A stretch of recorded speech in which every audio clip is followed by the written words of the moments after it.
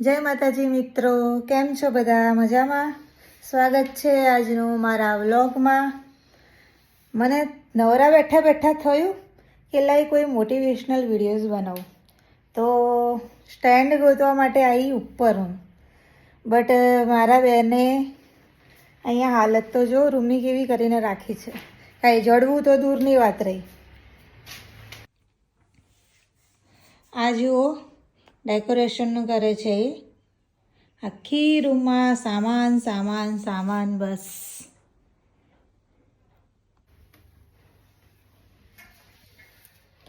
આખું ઘર ગોતી લીધું પણ ક્યાંય સ્ટેન્ડ જ ન મળ્યું મને.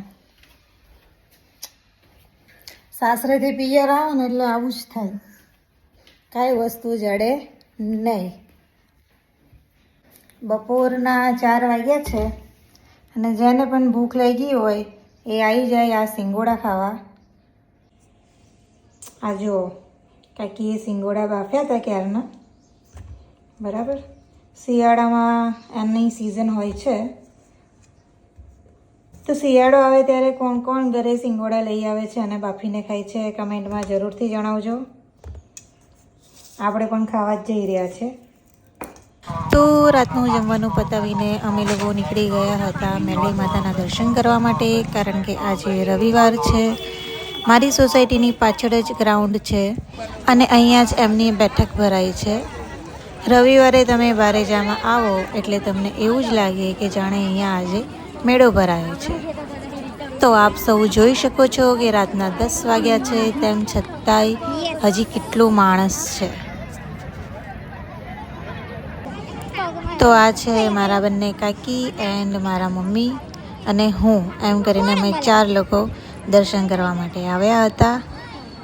દિવસે તો અહીંયા બહુ જ ભીડ હોય છે. તમારે દર્શન કરવા માટે બહુ લાંબી લાઈનમાં લાગવું પડતું હોય છે.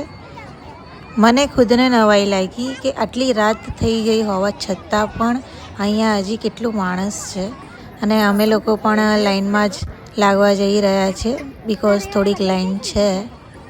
અહીંયા જ્યારે દર્શન કરવા આવો છો ત્યારે લેડીઝને ખાસ માથે દુપટ્ટો યા તો પોતાનો પાલવનો છેડો નાખવો જરૂરી છે.